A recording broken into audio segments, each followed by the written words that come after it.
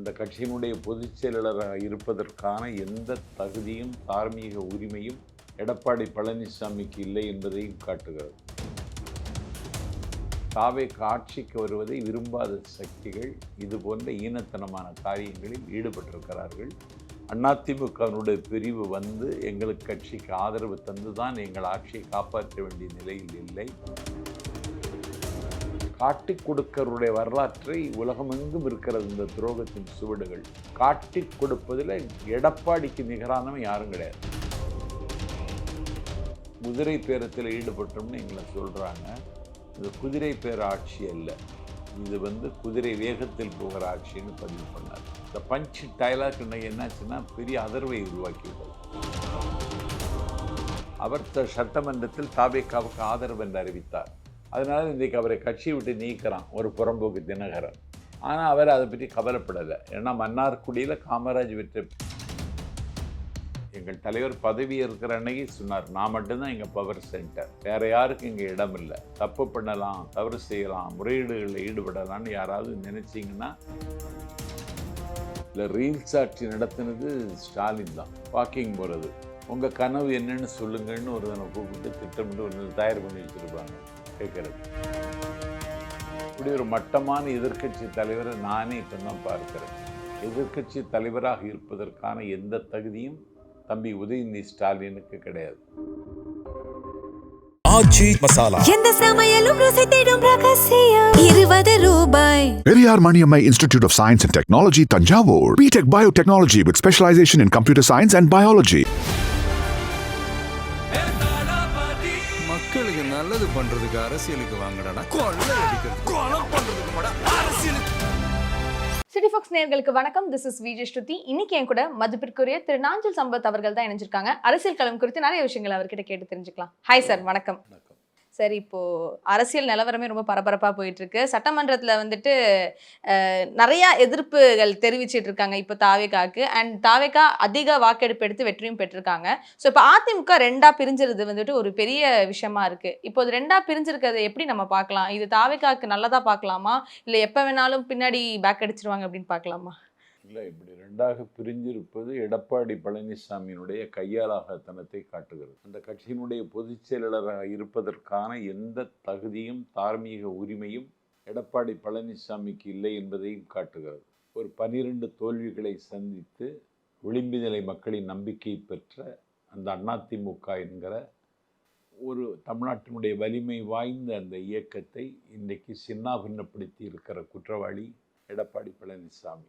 அவருக்கு முதலமைச்சர் என்கிற மகுடத்தை முடிசூட்டி தந்த சசிகலா அம்மையாரை கட்சியை விட்டு நீக்கி நயவஞ்சகத்தனமாக நரித்தனமாக இன்றைக்கு நடந்து கொண்ட ஒரு அரசியல் நாகரிகம் தெரியாதவர் எடப்பாடி பழனிசாமி. ஒரு அறமற்ற அரசியலை கூச்சம் இல்லாமலும் குற்ற உணர்வு இல்லாமலும் செய்த எடப்பாடி பழனிசாமியினுடைய அரசியல் தமிழ்நாட்டில் முடிவுக்கு வரப்போகிறது. அந்த கட்சி இன்றைக்கு செங்குத்தாக பிளந்திருக்கிறதை விட, அதிகாரத்தில் இருந்த எடப்பாடியில் இருந்தவர்களை விட இன்றைக்கு 13 பேர் CV சண்முகம் வேலுமணி தலைமையில் இன்றைக்கு அணிவகுத்து நிற்கிறார்கள். சட்டமன்றத்தில் தாவேகா என்கிற எங்கள் ஆட்சிக்கு அவர்கள் ஆதரவையும் நல்கி இருக்கிறார்கள். இப்பொழுது அவர்களை தகுதி நீக்கம் செய்ய முடியுமா என்று அவர் யோசிக்கிறார். CBI வழக்கு வரும் என்று சொல்லி எடப்பாடி பக்கத்திலே இருக்கிற இன்பதுரை எங்களுக்கு சவால் விடுகிறார். CBI வழக்கு வரும் அப்படின்னு. CBI வழக்குக்கு சாத்தியம் இருக்கிறது என்று திமுகவினுடைய வழக்கறிஞரும் அந்த வழக்கறிஞர் அணியினுடைய செயலாளருமான வழக்கறிஞர் வில்சன் எங்களுக்கு எச்சரிக்கிறார். ஆகவே தாவேகா ஆட்சிக்கு வருவதை விரும்பாத சக்திகள் இது போன்ற ஈனத்தனமான காரியங்களில் ஈடுபட்டிருக்கிறார்கள். அதிமுகவினுடைய பிரிவு வந்து எங்களுக்கு கட்சிக்கு ஆதரவு தந்துதான் எங்கள் ஆட்சியை காப்பாற்ற வேண்டிய நிலையில் இல்லை. மதசார்பற்ற சக்திகள், இந்திய கம்யூனிஸ்ட், இடதுசாரி கம்யூனிஸ்ட், விடுதலை சிறுத்தைகள், இந்திய யூனியன் முஸ்லீம் லீக் எங்களுக்கு ஆதரவு தந்திருக்கிறது. அந்த 120 MLAக்களின் ஆதரவை வைத்து எங்கள் ஆட்சி 5 ஆண்டு காலம் வெற்றிகரமாக நாங்கள் நடத்த முடியும். இப்பொழுது காங்கிரஸ் கட்சியும் ஆதரவு தந்திருக்கிறது. அதனால் எங்களுக்கு ஒன்றும் பற்றாக்குறையும் இல்லை, எங்களுக்கு எந்த பாதிப்பும் இல்லை. ஆனால் அதிமுகவினுடைய இருப்பை கேள்விக்குறியாக்கிய எடப்பாடி பழனிசாமியின் தலைமையில் இயங்க முடியாது என்று கொஞ்சம் பேர் வெளியேறி எங்கள் ஆட்சிக்கு ஆதரவு தந்திருக்கிறார்கள். அவருக்கு நான் நன்றி தெரிவித்துக் கொள்கிறேன். எடப்பாடி அரசியல் தமிழ்நாட்டில் தவிர்க்கப்பட வேண்டியவர் என்பதை வருகிற நாட்கள் விரைந்து சொல்லும். இப்போ பார்த்தீங்கன்னா செங்கோட்டையன் அவர்களும் அங்கிருந்து வெளியே வந்துட்டாரு, ஓபிஎஸ் அவர்களும் அங்கிருந்து வெளியே வந்துட்டாங்க, சசிகலா அவர்களும் தனியாக வேற ஒரு கட்சி ஆரம்பிச்சிட்டாங்க. இப்படி எல்லாருமே இப்போ 2ஆ பிரியுதுங்கிறப்ப ஏன் இவ்வளோ பேர் இங்கேருந்து வர்றதுக்கான காரணம் என்னவா இருக்கும் சார்? தலைமை பண்பு இல்லை. உலகத்தில் எத்தனையோ துரோகிகளின் வரலாற்றை நான் படித்திருக்கிறேன். இறையன் ஐஏஎஸ் அவர்கள் துரோக சுவடுகள் என்று ஒரு புத்தகமே எழுதியிருக்கிறார்கள். இந்தியாவில் சுதந்திர போராட்டத்திற்கு புரட்சி சூழ் கொண்ட கல்கத்தாவில் தான் சிராஜ் உத்தவ்லா என்கிறவர் இந்தியாவினுடைய விடுதலை போரை முன்னெடுத்தார். அவரை அன்றைக்கு மீர்ஜாபர் என்கிறவன் காட்டி கொடுத்தான். கட்டப்பொம்மனை எட்டப்பன் காட்டி கொடுத்தான். ஜூலியஸ் சீசரை ஜெகமஞ்ச போரிட்டவனை அன்றைக்கு ஒரு புரூட்டஸ் காட்டி கொடுத்தான். கர்த்தராகிய இயேசு கிறிஸ்துவை வெள்ளி காசுகளுக்காக அன்றைக்கு யூதாஸ் காட்டி கொடுத்தான். காட்டி கொடுக்கறவருடைய வரலாற்றை உலகமெங்கும் இருக்கிறது. இந்த துரோகத்தின் சுவடுகள் காட்டி கொடுப்பதில் எடப்பாடிக்கு நிகரானவன் யாரும் கிடையாது. இன்னைக்கு பாருங்களேன், இந்த தாவேக்கா ஆட்சிக்கு வர பந்தாகிறது அதீத உறுப்பினர்கள் தாவேக்காவுக்கு தான், சிங்கிள் மெஜாரிட்டி எங்களுக்கு தான் இருக்குது. இந்த தாவேக்கா ஆட்சியை தவிர்ப்பதற்கு திமுகவின் ஆதரவை அவர் கேட்கிறார். திமுகவின் தலைவரும் இந்த ஈனத்தனமான காரியத்தில் ஈடுபடுகிறார். மார்க்சிய கம்யூனிஸ்ட் கட்சியினுடைய தேசிய செயலாளர் பேபி அவர்களை தொடர்பு கொண்டு மார்க்சிய கம்யூனிஸ்ட் கட்சி 2 சட்டமன்ற உறுப்பினர்களை எடப்பாடி பழனிசாமி ஆட்சி அமைக்க நீங்கள் ஆதரவு கொடுங்கள் என்று மார்க்சிய கம்யூனிஸ்ட் கட்சியின் தேசிய செயலகத்தில் விண்ணப்பம் வைக்கிறார் தமிழ்நாட்டின் முதலமைச்சராக இருந்த ஸ்டாலின். இந்த ஈனத்தனத்தை இவங்க 2 பேரையும் தவிர வேறு யாரும் செய்யறதுக்கு துணிய மாட்டாங்க. அதனால் எடப்பாடி பழனிசாமியினுடைய அரசியல் முடிவுக்கு வருகிறது. அதிமுகவுக்கும் ஒரு விடிவுக்கு வருகிற காலம் வரும் என்றே நம்புகிறேன். சரி, இப்போ சட்டசபையில் வந்துட்டு நிறைய விஷயங்கள் நடக்குது.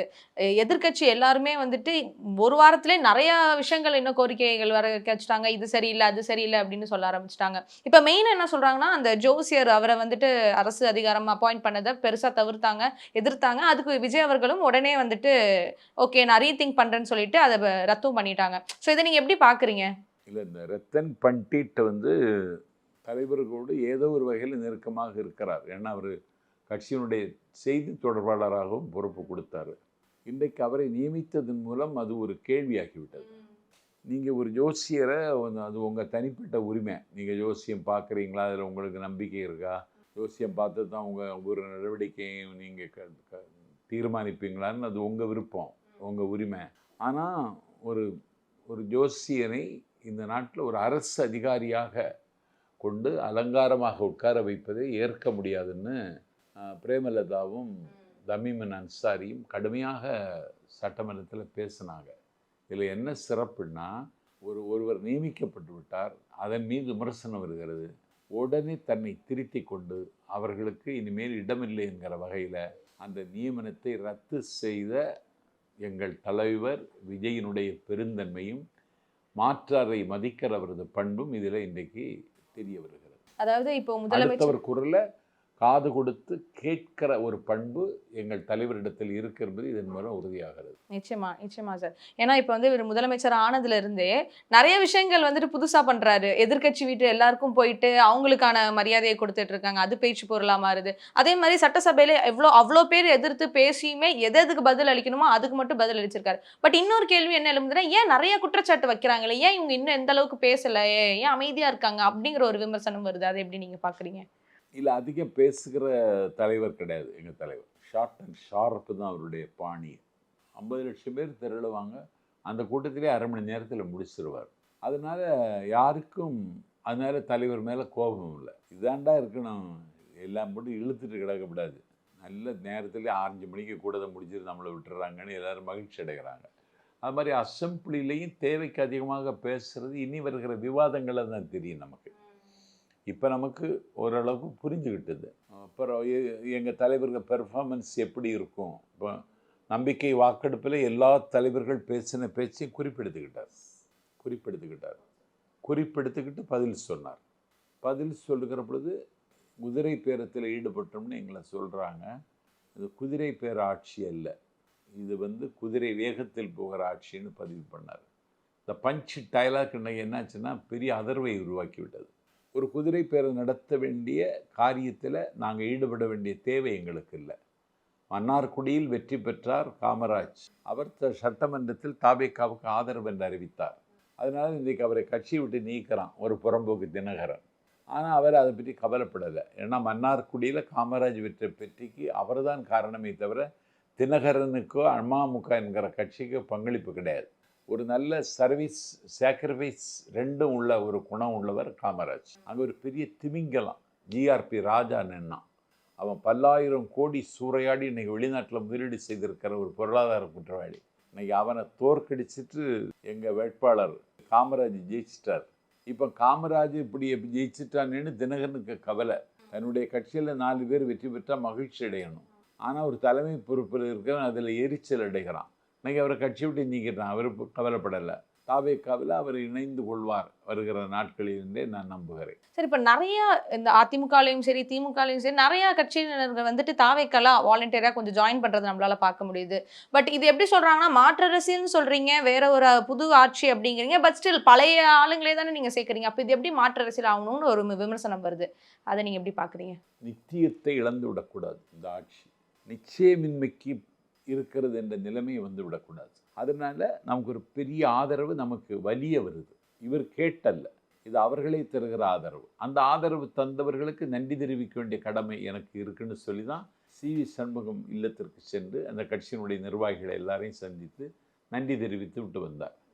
ஆனால் அவங்கள சேர்த்துக்கிட்டதுனால எங்கள் பொலிட்டிக்கலுடைய ஆரோக்கியம் குறைஞ்சிரும்னு நீங்கள் நினைக்கிறீங்க. அதெல்லாம் கிடையாது. எங்கள் தலைவர் பதவி இருக்கிற அன்னைக்கு சொன்னார், நான் மட்டும்தான் எங்கள் பவர் சென்டர், வேறு யாருக்கும் இங்கே இடம் இல்லை. தப்பு பண்ணலாம், தவறு செய்யலாம், முறையீடுகளில் ஈடுபடலான்னு யாராவது நினச்சிங்கன்னா அந்த நினைப்பை இந்த நிமிஷத்திலே விட்டுருங்கன்னு மந்திரிகளுக்கு எச்சரிக்கை விடுக்கிற முறையில் எங்கள் தலைவர் பேசினார். அதனால் எங்கள் தலைவருடைய ஒவ்வொரு நடவடிக்கையும் நாட்டு மக்களால் கூர்ந்து கவனிக்கப்படுகிறது. அதிமுகவிலிருந்து வந்தவர்களுக்கு அவர் கொடுத்த அங்கீகாரம் எங்கள் கட்சிக்கு வலிமை வரும் என்று நான் நம்புகிறேன். காலப்போக்கில் அவர்கள் தாவேகாவில் இணைந்து கொண்டால் கூட ஆச்சரியப்படுவதற்கில்லை. சரி, இப்போ விஜய் அவர்கள் நம்ம சொன்னோம்ல இந்த மாதிரி நிறைய எதிர்க்கட்சி வீட்டில் இருக்கிறவங்களெல்லாம் போய் சந்திச்சாருன்னு. ஆனால் பாஜகவோ இல்லை அதிமுக பிரியறதுக்கு முன்னாடியோ அவர் யாரையுமே போய் சந்திக்கல. ஸோ அப்போ இது வந்துட்டு நாங்கள் உங்கள் கூட்டணிக்கு வரவே விருப்பம் இல்லை அப்படிங்கிற ஒரு ஸ்ட்ராங் ஸ்டாண்ட் எடுக்கிறாரு அப்படிங்கிறத எடுத்துக்கலாமா? இல்லை, கொள்கையில் உறுதியாக இருக்கிற ஒரே தலைவர் விஜய் தாங்கிறது தெரியுது. ஆபத்து இருந்தும் தலைக்கு மேல் கத்தி தொங்குகிறது என்று தெரிந்தும் ஒரு போஜராஜன் என்கிற பிஜேபி உறுப்பினர் அவர் ஆதரவு கேட்கல. அறுதி பெரும்பான்மை கிடைக்கவில்லை, ஆட்சி அமைப்பதில் சிக்கல் இருக்கிறது தெரிந்தும் எடப்பாடி பழனிசாமி இடத்தில் அவர் ஆதரவு கேட்கல. ஆகவே இந்திய கம்யூனிஸ்ட் மதசார்பற்ற தலைவர்களிடத்தில் தான் அவர் ஆதரவு கேட்டாரே தவிர வகுப்புவாத சக்திகளை ஆதரிப்பவர்களிடமும் அவர் வாக்கு கேட்கல. இதில் இந்த என்ன நினைக்கிறோம்னா கொள்கையில் உறுதியாக இருக்கிறார். we will never surrender. இதில் சரணடையே மாட்டேன், நான் கொள்கையில் உறுதியாக இருப்பது இதன் முறை நிரூபித்திருக்கிறார். சரி, இப்போ அதே போல் சட்டசபையில் வந்துட்டு எதிர்க்கட்சி தலைவர் என்ன சொல்கிறாருன்னா, நீங்கள் ரீல்ஸ் ஆட்சி தான் நடத்துறீங்க, நிறையா வாக்குறுதி கொடுத்துருக்கீங்க, அதை எப்படி நிறைவேற்ற போகிறீங்கன்னு தெரியல, சீக்கிரம் எல்லாத்தையும் நிறைவேற்றுங்க அப்படின்னு சொல்கிறாங்க. அதை எப்படி பார்க்குறது? இல்லை, ரீல்ஸ் ஆட்சி நடத்தினது ஸ்டாலின் தான். வாக்கிங் போகிறது, உங்கள் கனவு என்னன்னு சொல்லுங்கன்னு ஒருத்தனை கூப்பிட்டு திட்டமிட்டு ஒரு தயார் பண்ணி வச்சுருப்பாங்க கேட்குறது. அது ஒரு இடத்துல உங்கள் கனவு என்ன சொல்லுங்கன்னு கேட்டால் அவன் ஜனநாயகம் எப்போ வரும்னு கேட்டான். அதுக்கு பிறகு அதை விட்டுட்டார் ஸ்டாலின். டீ குடிக்கிறது, நரிக்குறவர் வீட்டில் போய் விருந்து சாப்பிட்றது, இந்த மாதிரி ஈனத்தனமான ரீல்ஸ் எல்லாம் அவங்க விட்டாங்க. நாங்கள் அப்படி எந்த ரீல்ஸும் விடலை. தலைவர் எப்பொழுதும் இயல்பாக இருப்பார், இப்பொழுதும் அப்படி தான் இருக்கிறார். நாங்கள் ரீல்ஸ் ஒன்றும் விடலை. நாங்கள் உண்மையைத்தான் சொல்லுகிறோம், உண்மையைத்தான் பதிவு செய்கிறோம். தமிழ்நாட்டில் இன்றைக்கி ஒரு 10 லட்சம் கோடி கடனோடு தான் இந்த ஆட்சியை விட்டுட்டு போயிருக்கிறார் ஸ்டாலின். அந்த 10 லட்சம் கோடிக்கு வட்டி கட்டுவது எப்படி? இவ்வளவு கடன் சுமையில் இருக்கிற ஒரு தமிழ்நாடு தன்னை ஸ்திரப்படுத்தி கொள்வதற்கு என்ன வாய்ப்பு இருக்கிறது என்றெல்லாம் தலைவர் யோசிக்கிற காலகட்டம் இந்த காலகட்டம். அதனால் ரீல்ஸ் விடுது திமுக தானே தவிர நாங்கள் கிடையாது.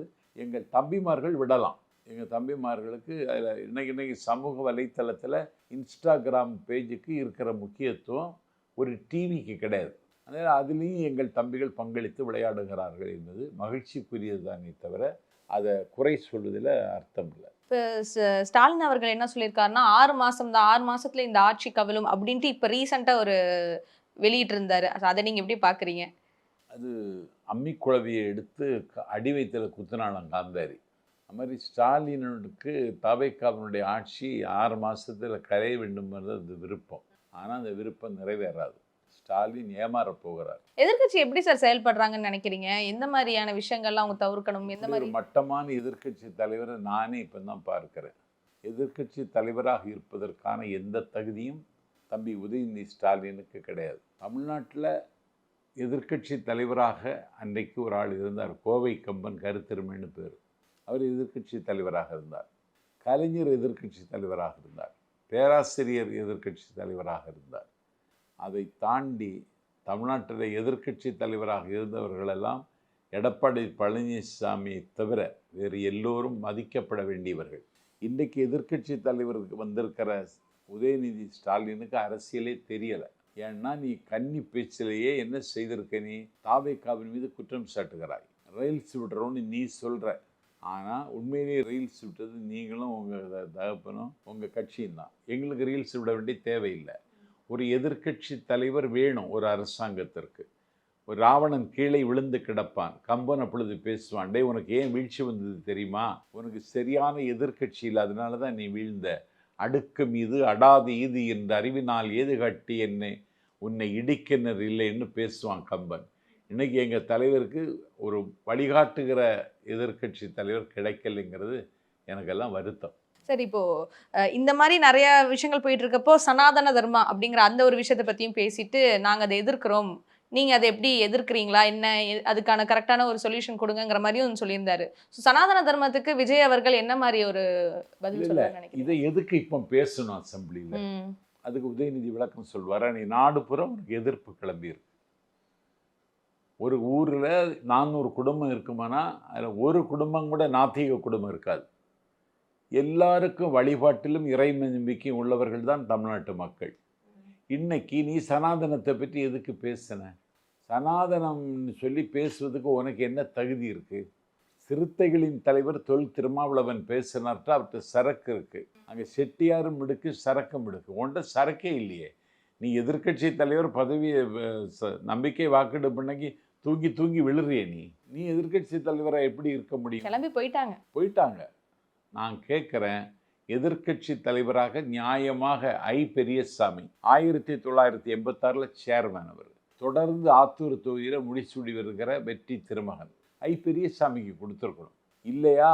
அந்த கட்சியில் நீ ஒரு இந்த இடத்துக்கு கொண்டு வரணும்னு நினைச்சியா? பெரியசாமி 86 அவர் யூனியன் சேர்மேன், ஆத்தூர் தொகுதியினுடைய சட்டப்பேரவை உறுப்பினர். 2021 தேர்தலில் 2,25,000 வாக்கு வித்தியாசத்தில் வெற்றி பெற்றவர் பெரியசாமி. அவரை அது எதிர்க்கட்சி தலைவர் ஆக்கியிருக்கணும். இல்லைன்னா கட்சியினுடைய முதன்மை செயலாளர் KN நேரு ஆக்கியிருக்கணும். இல்லைன்னா தொடர்ந்து வெற்றி பெற்று வருகிற ஒட்டஞ்சத்திரம் சட்டமன்ற உறுப்பினர் முன்னாள் அமைச்சர் அண்ணன் சக்கரபாணியை எதிர்க்கட்சி தலைவராக நியமிச்சிருக்கோம். ஏன்னா அவங்களுக்கு அரசியலும் தெரியும், வாழ்வியல் முறையும் தெரியும். உனக்கு அரசியலும் தெரியலை, வாழ்வியல் முறையிலையும் நீ இன்னும் மெச்சூர்ட் ஆகலை.